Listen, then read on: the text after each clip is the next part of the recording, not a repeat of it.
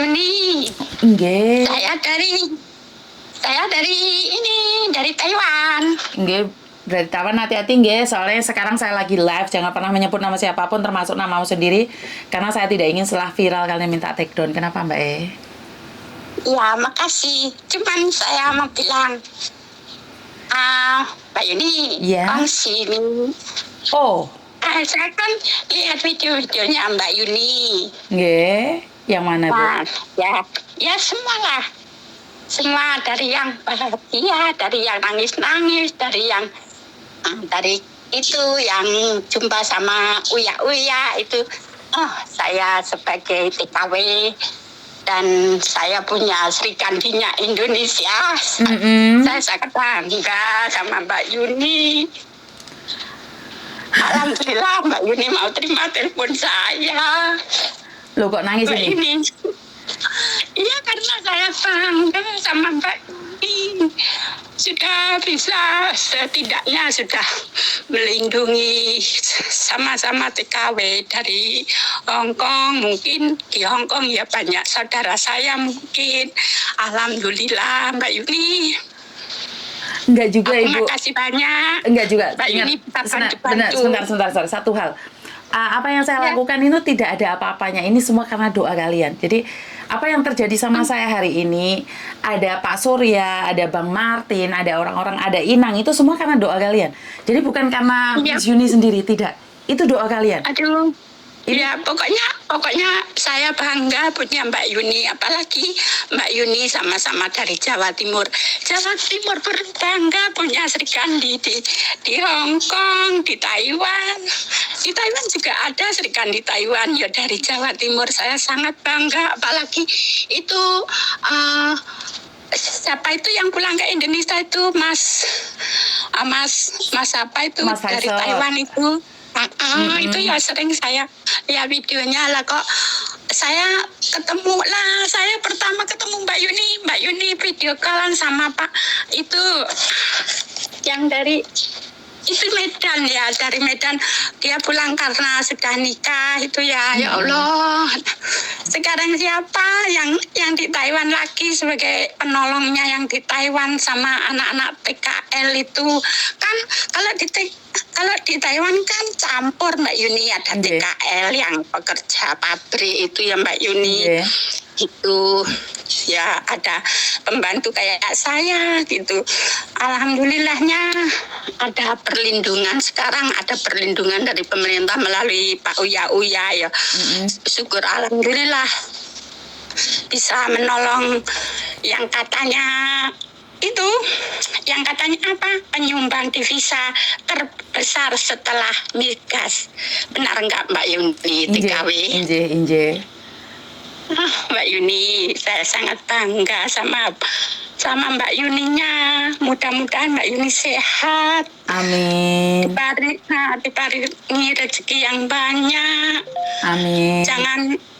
Jangan bosan-bosan menolong sesama kita, istilahnya sesama TKW lah seperti saya. Mbak Yuni, saya sangat bangga.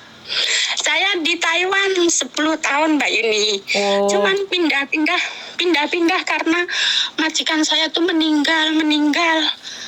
Itu jadi pindah gitu. Yang pertama saya masuk Taiwan tuh kalau nggak salah 2014 kalau nggak salah sampai sekarang. Ya, saya kerja di Singapura, di Malaysia lah. Sekarang terjebaknya di Taiwan. Karena apa Mbak Yuni mau pulang? Ibu meninggal. Mau pulang lagi ada konflik, jadi nggak jadi. Sampai anak saya itu meninggal Mbak Yuni. Innalillahi wa inna ilaihi raji'un. Jenengan umur berapa Ibu? Sekarang sudah tua, sudah 53 kayaknya. 53 masih muda dong dibandingkan 60. Mudahan Mbak Yuni cantik. Nanti kalau video call pokoknya Mbak Yuni takut sama saya. Terima kasih sekali. Ya masih 53, masih muda Ibu, nggak usah khawatir. Oh, makasih Mbak Yuni, Nggih. spotnya. Iya, saya ini di gunung Mbak Yuni. Kadang ada sinyal, ada enggak. Nah terus kan saya lihat itu di podcastnya Mbak Yuni sama Uya, ya saya menangis ya Allah. Terus saya kebetulan bisa nggak aku punya nomornya Mbak Yuninya ya Allah, gimana ini? Nggak tanya aku nemu anaknya Mbak Yuni itu, Mas siapa itu? Thomas. Mas Thomasnya loh. Kok Mas Thomasnya kok di TikTok? Nah di beranda saya di TikTok loh, kok di Banyuwangi, Mbak Yuni Banyuwangi toh. Saya nggak taunya di Jember. Tak ikutin lagi jalan-jalan di Jember. Di Jember. Terus nggak taunya lagi Mbak Yuni bilang saya dari Jember. Nah video kalian sama anak Malang itu yang Madura ya, aku Madura mana? Jember keturunan, yang bilang gitu Mbak Yuninya ya. Nggih, Habis itu Mbak Yuni ada bilang lagi, kemarin tuh tak lihat, kamu dari mana? Kamu tahu aku dari mana? Dari mana? Dari Kediri, Tabanan, Tabanan. Bukan Bu, saya lahir di Tabanan, Kediri, di Bali. Bali, Bu. Saya itu pernah merantau di Bali juga Mbak Yuni. Mbak Yuni. Oh, nggih. Terus 8 tahun sampai punya anak 2. Nikah langsung ke Bali sampai anak 2. Terus pulangnya saya itu Mbak Yuni pulang kampung nggak punya apa-apa, cuman baju sebadan, tahu nggak Mbak Yuni? 2000, tahun 2000. Ini yang kok, ada kok jenengan kayaknya nangis tuh Bu. Jangan nangis dong. Kayak nangis gitu. Yang ada bom itu Mbak Yuni. Terus saya pikir, ya Allah gimana ini, anak sudah 2, ada bom, sudah nggak ada rezeki. Nggak taunya saya bisa masuk Malaysia, bisa masuk Singapura. Alhamdulillah Mbak Yuni, walaupun gaji sedikit, saya kelateni, saya bisa bikin rumah, walaupun rumah cuma 1 kilan. Is it okay? Mama, tayacho. Terus? Ya rumahku, kan aku orang Banyuwangi Mbak Yuni, rumahku di Surabaya, tapi aku beli di Gresik soalnya suamiku orang Surabaya. Ya, untuk menyekolahin anak-anakku. Setelah lulus dia kerja, setelah kerja dia minta nikah, tak nikahin. Habis nikah 3 tahun dia meninggal dunia Mbak Yuni. Terus ini adiknya baru wisuda, alhamdulillah. Terus? Tinggal ya itu, ya Allah, aku bilangnya ya Allah, apa ini ya, ujianku kok berat sekali. Kan ya habis orang tua, adikku, habis itu adik-adiknya suamiku, habis itu anakku dalam jangka waktu 1 tahun Mbak Yuni. Beruntun. Apa enaknya aku sekarang di gunung, apa enaknya aku terjun ya ke sana. Aku gitu. Setelah aku melihat Mbak Yuni banyak men-support teman-teman TKW yang ada di Hong Kong. Ya Allah, aku kayaknya punya obat ini. Aku nggak boleh, aku harus berdiri tegak sekarang. Anakku masih 1, aku harus fokus yang anak yang 1 gitu. So, aku lihat Mbak Yuni, so aku terinspirasi kalau Mbak Yuni nggak boleh menyerah, nggak boleh putus asa. Bunuh diri pun nggak berguna, malah dosa ya Mbak Yuni ya. Betul. Karena anakku baru 100 harinya sekarang Mbak Yuni. Oh, innalillahi. Iya. Saya pun dan punya- jenengan nggak bisa ngelihat dia posisi masih di Taiwan, anakmu meninggal dunia dalam usia Mbak Yuni 27. Anak saya meninggal barusan. Innalillahi. Mbak Yuni, saya yo nggak nyangka kalau anakku akan meninggal secepat itu, karena saya sekarang itu nggak ada yang nelpon saya. Saya selalu kok nggak ada telepon untuk anak saya, aku gitu. Soalnya yang sering telepon itu anakku yang meninggal tuh Mbak Yuni, anakku 2 perempuan. Oh, jadi yang meninggal itu yang sering telepon ya? Iya, sekarang itu di kuping saya itu dia bilang, Bu, kalau aku meninggal gimana? Jangan bilang seperti itu. Kan gini ceritanya Mbak Yuni. Hari Jumat dia itu telepon saya seharian. Kayaknya nggak mau putus. Aku bilang, Dok, aku masih masak untuk nenek. Dok, aku mau tidurin nenek.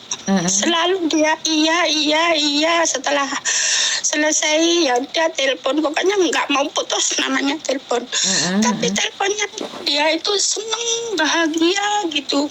Bu, cepat pulang ya Bu. Lah kenapa?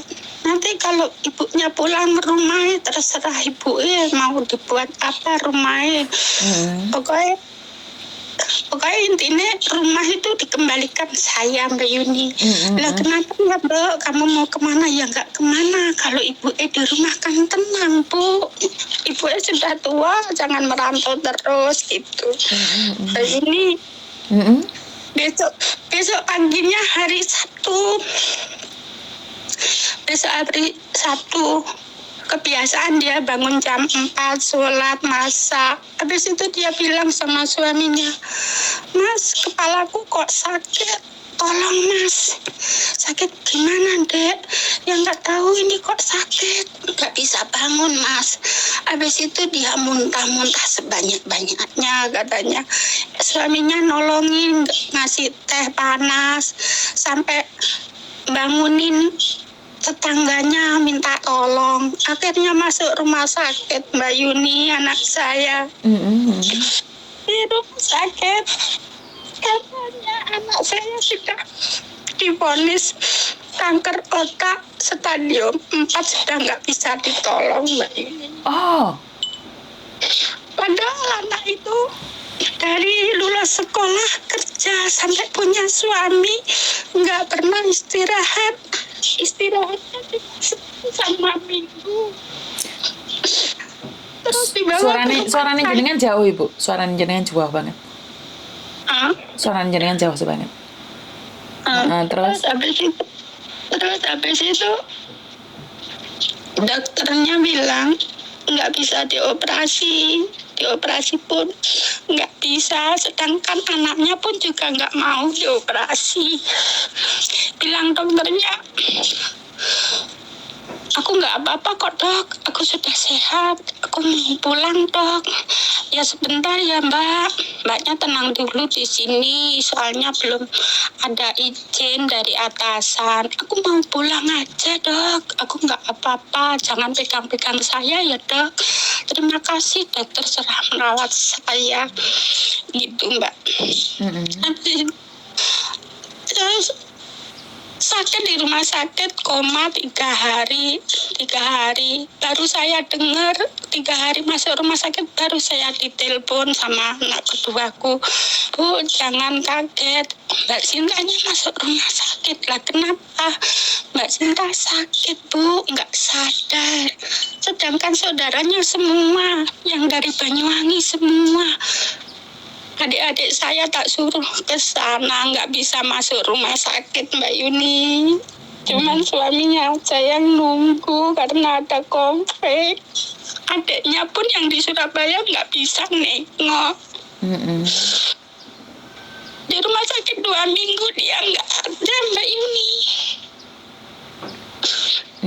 Jadi jiwa saya itu kayak melayang. Bosku yang di sini, aku baru pindah 2 bulan di sini. Aku bilang sama bosku, anakku sakit. Sakit apa ya Ti? Sakit kanker. Lah kamu mau pulang, tak kasih waktu 2 minggu. Kalau mau pulang, tak beliin tiket sekarang kamu pulang. Kalau sudah enakan badannya kamu bisa kembali lagi. Ya aku pikir Mbak Yuni kan ada karantina segala macam. Kalau 2 minggu mungkin ya nggak cukup ya kan Mbak Yuni. Sekarang bosku bilang gitu. Besoknya pagi anakku sudah meninggal, Mbak Yuni. Innalillahi wa inna ilaihi raji'un. Itu pengalaman saya yang paling nggak bisa aku lupakan. Apalagi setelah sadar dari koma, dia bilang, "Bu, kalau aku meninggal gimana? Jantungku kayak mau copot rasanya." Mbak Yuni, makasih. Makasih banyak sudah mau dengar keluh kesah saya, Mbak Yuni. Karena saya jauh di gunung, teman pun nggak ada. Iya, Bu. Iya. Kamu sampean bisa anggap saya anak jenengan, Thomas sebagai cucu jenengan. Jenengan kalau ada waktu bisa teleponan sama saya. Iya, Satu hal. kemarin, ya alhamdulillah ya Mbak Yuni. Nah, aku dapat nomornya Mbak Yuni dari Mbak Yuninya sendiri di YouTube. Jadi tak catet setelah aku lihat uya tak catet. Terus aku kan nggak bisa main HP, jadi kemarin aku bilang sama anakku yang di Indonesia, "Dok, aku punya nomornya siapa, Bu? Dari Hong Kong." "Lah kamu mau ke Hong Kong nggak ya, Bu?" "Ya enggak, pokoknya penting ya, Bu. Penting ya, Dok, tolong masukin ke WA."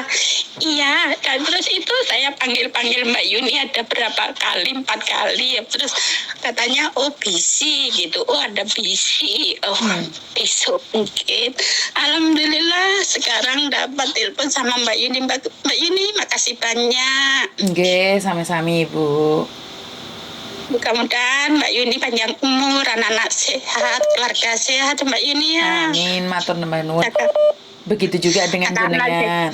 Iya. Begitu juga dengan Anak-anak jenengan. jaga baik-baik ya Mbak Yuni. Nggih. Karena penegasan Mbak Yuni sepertinya kok Mbak Yuni kok sepertinya kok kayak saya ya, secara mendidik anak yang katanya suruh mandiri. Anak saya ya tak suruh mandiri. Nah, katanya Mbak Yuni pernah membalang sendal ke anaknya. Loh, saya ya pernah mukul sendal ke anakku. Sampai 3 hari masih ngecap sendal. Nggih. Aduh, Mbak Yuni, makasih banyak. Pokoknya jangan lelah-lelah membantu sesama teman saya yang di sana. Mudah-mudahan sehat selalu. Makasih banyak ya Mbak Yuni. Saya mau ngasih makan nenek. Nggih, matur nuwun nggih, Bu. Nggih. Assalamualaikum Mbak Yuni. Waalaikumsalam warahmatullahi wabarakatuh.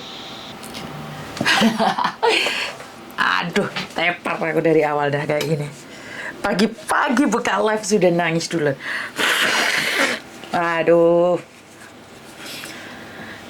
Inilah jadi manusia kalau baper seperti saya ya. Wah, gak cocok yang gitu curhatan nih. Ludes gitu suku ya. Oke. Mbak. Gak bisa ngomong saya, Mbak. Nyesek ya. Saya cuma pingin bilang bahwa tidak ada seorang wanita pun yang pingin keluar negeri jauh dari anak-anaknya. Tidak ada seorang istri yang ingin merantau kalau kehidupannya di kampung sendiri itu bahagia. Tidak ada seorang ibu akan meninggalkan anak-anaknya kalau di kampung itu berkecukupan. Bener nggak? Koreksi saya kalau saya salah. Koreksi saya kalau kayak saya salah. Beda ya karena saya punya 2 keluarga ya, antara Indonesia dan Hong Kong. Jadi saya merasa memang berat itu yang saya rasakan waktu saya ninggalin Meme. Di tempat yang umum aja, jangan bilang karena saya punya suami di Hong Kong ya. Saya cuman saya ngomong sih Mbak. Maksud saya adalah tidak ada satu perempuan pun yang ingin meninggalkan anaknya. Makan nggak ngamankan asal kumpul. Tapi karena tuntutan pendidikan yang dengan apa ya? Dengan biaya yang sangat tinggi. itu membutuhkan kita sebagai perempuan untuk bekerja di luar negeri. Jadi banyak sekali orang yang merendahkan bahkan menghina perempuan, bahwa gatel lah, lonte lah, sembarangan itu urusan mereka. Tapi saya ingin bilang bahwa tidak ada seorang perempuan pun yang ingin meninggalkan anaknya. Tidak ada seorang perempuan pun yang ingin pergi jauh dari suaminya untuk mengais rezeki ya. Kalau di kampung halamannya cukup. Tidak ada seorang pun yang ingin pergi meninggalkan buah hatinya. Kadang-kadang kalau saya berpikir sih waktu itu, kalau saya tidak sama Pak Tony ya, tidak kembali lagi sama Pak Tony, kemungkinan besar saya akan membesarkan Meme sendirian. Thomas sama bapaknya, saya sama Meme di Indonesia. Saya waktu itu sudah punya rencana untuk tekad pulang ke Indonesia.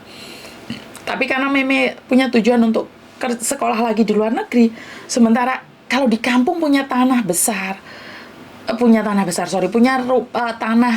sawah besar, tapi tidak ada penghasilan kesehariannya, kan nggak bisa juga ya Mbak ya. Jadi kalau di kampung ibu saya bisa dibilang berkecukupan ya, tapi kan cukup buat makan aja, tapi untuk pendidikan seperti apa kan nggak ada ya Mbak. Kadang-kadang orang itu menganggap bahwa kita itu rendah sekali, kita nggak punya apa-apa, kita miskin sekali. Bahkan di rumah majikan diarani nyolongin minyak, kadang-kadang di rumah majikan diarani nyolong beras, di rumah majikan kadang-kadang kita dituduh nyolong apel. Itu nggak enak banget ya Mbak ya. Kayaknya kita itu miskin banget ya. Ini kenyataan ya, kalian bisa lihat, ini kenyataan. Banyak sekali orang merendahkan kita, seolah-olah kita itu bodoh banget dan miskin banget. Karena itu kita berjuang di luar negeri, padahal mereka salah. Ibu saya bercerita tentang saya sendiri ya. Saya tidak menyangkutkan orang. Kalau tanahnya sih banyak ibu saya, tapi kemarin tuh sambat loh Mbak. Padinya diambil itu malah bukannya untung malah rugi kan. Ibu saya yang cerita. Mesen teh oke nduk geblok pari bayar larang. Jadi aku nanya sama ibu, kenapa tanahnya nggak disewain? Zaman dulu saya masih kecil tuh, karena sama ayah saya, ibu saya nggak boleh ke sawah, dan sawahnya itu disewakno gitu loh Mbak. Sekarang ibu saya bilang, sawah iki disewakno gak payu nduk kana wong gelem nyewa. Artinya adalah kehidupan ini sekarang semakin sulit ya, ekonomi di Indonesia. Saya tidak tahu apa yang terjadi di Indonesia, tapi ekonomi itu semakin sulit dan pupuk mahal, diesel, bayar pekerja. Jadi ibu saya itu sebenarnya kalau makan nggak memang ibu saya tuh sampai sekarang itu nggak pernah minta uang sama saya. Lah saya ini mau anakku tuku sepeda anyar, aku gak ngerti. Anak saya yang cowok pulang Indonesia, anak masih numpak pesawat terbang, adiknya di Indonesia tuh kono sepeda motor baru. Padahal Meme itu punya mobil sendiri, ibu saya punya mobil sendiri, masih beli sepeda motor baru. Aku cuman mikir, sama lagi soge tak Bu Nendo? Ya enggak dok, gak soge. Di Indonesia itu bukan soge. Ada, tapi kan gak mungkin juga jual tanah untuk makan. Kan kita yang bingung itu keadaan sehari-harinya saja toh. Bener nggak? Koreksi saya kalau saya salah. Dan Indonesia itu sangat mahal untuk kesehatan ya Mbak ya. Dan pendidikan kesehatan itu sangat mahal sekali. Jadi kembali lagi seperti yang saya katakan tadi, saya tuh tidak keberatan membayar pajak. Yang penting keadilan sosial itu memang benar-benar ada gitu loh. Jadi kalau kalian berpikir bahwa Mijuni komplain pajak ben terkenal, ben viral, enggak. Saya tidak pernah bayar pajak di Indonesia, saya tidak mempermasalahkan pajak itu. Tapi kalau memang dipajaki, itu buat masyarakat itu apa gitu loh. Gini loh, kalau saya kurang tahu ya, karena saya bukan orang pemerintahan. Oke, kalau Jawa Timur itu pembantu yang jadi pembantu di luar negeri itu dicatat berapa? Dan penghasilannya pajaknya pembantu itu piro? Bener nggak itu disalurkan lagi pada pada masyarakat? Kan enggak. Kan semuanya buat orang pajak. Bener nggak sih? Koreksi saya kalau saya salah. Hitungannya memang bener. Harus pajak inilah, email lah, pajak lah, biar cukai. Bel gede sih sak duluran ini bener. Apa yang dilakukan pemerintah adalah bener. Tapi uang pajak itu gua nih, itu loh pertanyaan saya. Karena di Hong Kong saya bayar pajak mahal, tapi kesehatan di sini murah, transportasi gampang, pendidikan juga murah. Tapi bagaimana dengan Indonesia? Saya bukan orang politik dan saya tidak mempelajari ilmu perpajakan. Jadi buat teman-teman jangan salah artikan bahwa saya menantang pajak, itu bukan saya menantang pemerintah ya. Saya cuma ingin sosialisasinya dan pajaknya itu diarahkan kemana gitu loh. Kenapa sih orang-orang pajak aja yang kaya gitu loh? Saya tuh bayar pajak itu terasa punya utang. Memang Mbak, ngalah-ngalahin kredit motor. Ya, saya nggak tahu apa yang dikatakan Soimah itu benar atau salah ya. Saya tidak tahu. Terlepas itu benar atau salah, Soimah tuku omah dhewe, Mbak. Soimah ora ngerti kuwi regane omahe piro. Wong pajak wis ngerti regane piro. Nek aku tak omongin deh wong tukang pajak, tak dol ndek awakmu ben badi.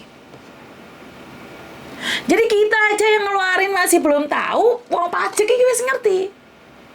Lu nggak ada masalah bayar pajak. Saya katakan sekali lagi, tidak ada masalah bayar pajak. Karena setiap negara itu wajib pajak. Karena pajak itu dikembalikan pada pemerintah. Tapi seandainya pajak itu dikembalikan pada pemerintah nggak masalah, dikembalikan pada rakyat nggak masalah. Tapi masalahnya pajaknya kan kayak tukut mobil toh, kayak sepeda motor toh. Buat mereka yang mewah-mewah kan. Kalau saya tidak tahu kasusnya siapa yang mukulin orang itu, siapa namanya itu, yang anaknya PBNU yang sampai koma 38 hari itu. Kalau nggak gara-gara kasus itu nggak akan kebongkar. Kan kasusnya Sambo barusan mencuat lesat sangat ganas kan. Kasus Sambo baru tutup tirai. Ini kasus ini anak yang mukulin anaknya GP Ansor itu mencuat kan. Nah dari situlah saya cuma mikir, anak-anak muda sekarang sombong. Anak-anak muda sekarang kan sombong-sombong toh, tapi kan duit bapak di Hongkong tetap stabil. Saya tidak ingin membanding-bandingkan ya Mbak ya. Saya bukan kewarganegaraan Hongkong ya. Saya cuma residen aja. Saya dicerai sama suami saya delosor-delosor pulang ke Indonesia lagi. Saya nggak punya apa-apa. Saya bukan orang kaya. Tapi di Hongkong, kita bayar pajak berapa, dikembalikan berapa. Bahkan saya pernah dapat cek balik dari pihak Hongkong karena saya menyatakan bahwa saya tidak bekerja. Itu ada loh. Saya mendapatkan pajak kembali itu ada loh. Kenapa? Karena saya menyatakan bahwa saya tidak bekerja. Duit pajaknya mau balik Mbak. Nah ini Indonesia pernah nggak ya? Indonesia pernah kayak gini nggak? Enggak. Jadi mereka cuma taunya bayar pajak, tapi tidak pernah ada pajak yang kembali. Kan ganas toh? Bener nggak? Sebentar, saya itu pernah bayar pajak balik pokoknya. Kok gak ono ya? Mbuh nek ndi pajaknya. Artinya adalah memang pemerintah Hongkong itu memberikan pajak dan mengembalikannya. Bukan menyokotnya dan tidak mengembalikan sama sekali, tidak. Mereka benar-benar mengembalikan pada yang punya.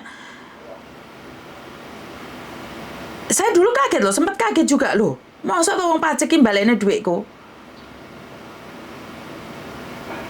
Endi yo kaono. Boh nek endi wis. Pokoknya aku pernah uang dari pajak Hongkong itu kembalikan ke saya. Berupa cek. Iki orang apa sih, Mbak? Makanya kan aneh loh. Tapi Indonesia enggak kan? Indonesia kita itu bayar pajak ditagih kayak wong diutang. Ini ceritanya Soimah ya, saya nggak tahu ya bener apa ora Soimah ngapusi apa ora, apa pengen cari sensasi. Saya terlepas dari semua itu. Pendopo nerong dadi pajak wis nguber-nguber. Ya sudahlah, orang-orang pajak kan memang sangar-sangar dan itu bukan urusan saya. Yang saya pengen ketawa adalah orang kita sendiri gitu loh. Sing podo-podo TKW Hongkong leng goblok-goblok nih podo TKW ini kira masalah. Saya kok bahas ini terus ya, ke bawahnya emosi Mbak. Yang sini bukan ingin memberantas pajak sih. Saya cuma ingin butuh sosialisasi kalau memang harus bayar pajak itu seperti apa dan bagaimana. Disosialisasikan. Jangan ngomong kamu pernah nulis, jangan ngomong kamu pernah baca, jangan bilang kamu sudah ngomong. Karena masyarakat kan banyak atau berubah-ubah terus. Jadi aku setiap tahun itu dapat kembalian pajak dari pemerintah Hongkong itu ada. Jadi kita itu dapat Mbak, itu bayar pajak beneran. Sampai sing sering paketan itu dulu tahu di balennya ora pajaknya Mbak. Bener nggak? Jadi oke lah orang pajak bilang sosialisasi, tapi kan harus berterusan. Ingat loh, guru aja ngajarin itu tidak semua muridnya bisa menangkap pelajarannya. Ya pelan-pelan. Kalau mereka nggak paham, oh jogo coklat, oh jogo kuaci, kowe lek kirim kuaci 10 bungkus tak colong loro, ngono kan ana peraturan itu. Iya ora. Kowe lek kirim sempak sak dus, engko sempakmu separo tak nggih aku. Kowe lek tuku gamis 5, tak kene aku loro. Jadi kan enak gitu loh. Kita tahu. Ojo mau odol-odol terus kamu bilang bea cukai. Ini gak enak loh Mbak, gak enak banget. Ya, jadi gak enak banget kalau tolong jelaskan sama saya. Paketan panci mau ojo dipakai karena panci itu mengandung unsur-unsur jadi bane Robicon itu boleh. Jelaskan. Saya mau di endorse itu. Terus mari ngono bojoku takok kowe iki sapa dapurmu sapa? Bukan, untuk memberikan penjelasan tuh saya sanggup loh. Orang saya dibayar aku iki. Ajaran aku ngomong terus malah tak ocehane arek-arek iki tak omongi. Bagi para penonton yang pingin kirim kuaci 10 bungkus, tolong diperhatikan. Maka dari pihak pajak akan mengambil 3 bungkus. Atau coro-coro atau tikus-tikus yang akan mengambil. Ngono aku gelem. Tapi ojo mau odol-odol. Ya, omong ngono. Jadi buat saudara-saudara semuanya, kabeh-kabeh wong ngomong aku ayu, tak antemi tenan ya malam Jumat kira. Aku rada maca titik. Noleh apa ora? Dadi ora jelas iki. Saya guyon rasa serius. Aku kemarin nangis kepejer-pejer ya mau. Jadi pihak ekspedisi ini adalah tuh Miss koyo mantili. Kumbalmu ki ya, antemin diasmu ya. Jadi buat teman-teman ini sebenarnya tugasnya ekspedisi ya. Lebih baik nggak usah paket, iya Mbak. Saya lebih setuju nggak usah paket ban. Bangkrut kono. Jajal pingin roh kowe iki lek gak kerja. Ekspedisi ki mau enek wong kirim barang. Terus marang di Indonesia ki nganggur, merongos. Cangkemmu iki merongos sing gane ngedel-ngedel sempake wong. Iya ora? Ekspedisi sing gak amanah. Omongo. Bener apa? Jadi kalian ora usah njunjung-njunjung nyaden rek. Aku iki ora uduh siapa-siapa. Aku ojo dukur-dukur ngegeblak ndasku kesampluk helikopter nggak. Krim topi 12 saya kabeh dicolong. Lah kuwi kirim topi rolas dicolong. Ya karena topinya branded mungkin Mbak. Jadi jangan kirim topi lagi. Ya, buat teman-teman di luar sana. Aduh, Bang.